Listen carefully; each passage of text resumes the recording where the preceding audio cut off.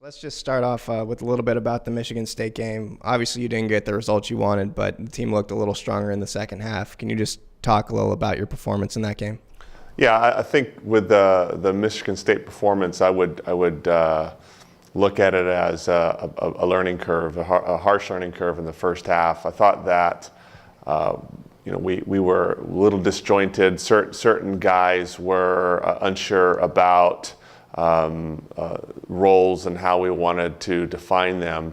So I guess I would put that back on me to make sure I get that right as a coach.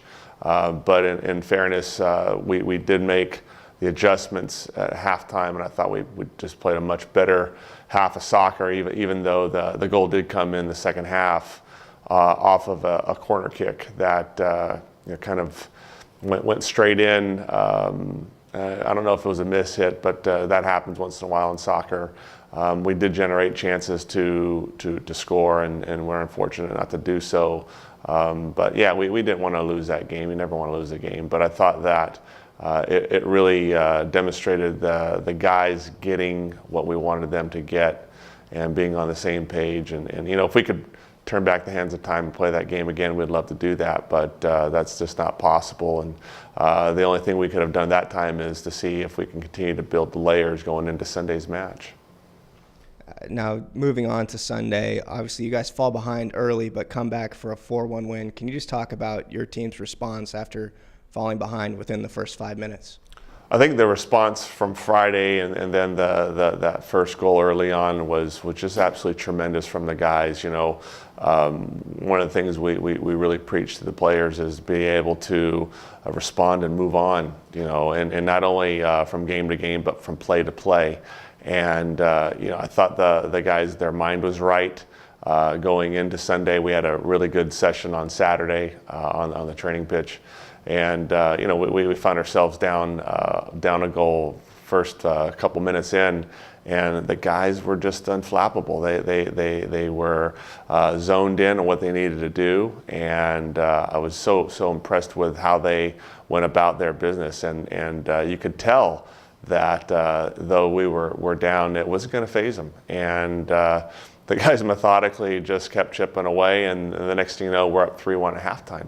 And so that type of approach and attitude to me probably was the biggest thing that I'm taking away from the weekend, is that our guys in the heat of the battle, especially going forward, are able to stay in that zone and being able to perform regardless of the situation. Now, obviously, two pretty tough road games over the last week. What did you learn about your team during the first road trip of the season?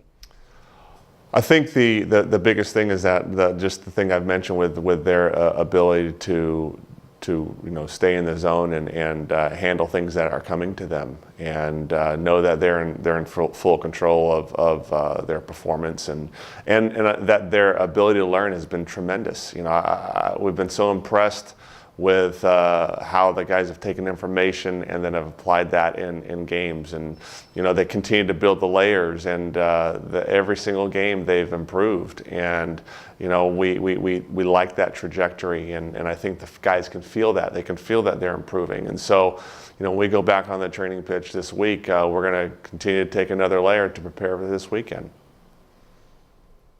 Now, obviously some early season success. You're getting some love in some of the rankings, 7th in the regional ranking, also getting some consideration in several of the other rankings as well. What does that mean to your team early in the season?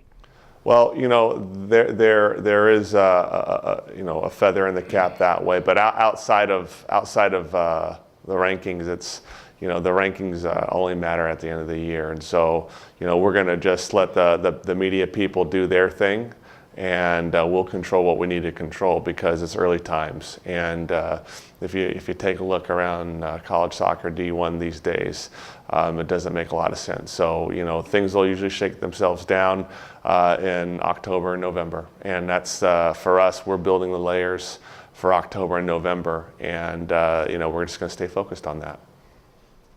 Now, Sunday, you got a heck of a performance from senior forward Daniel Van Vliet, scoring the first 2 goals of his career. Can you just talk a little about his performance and what he brings to the team overall?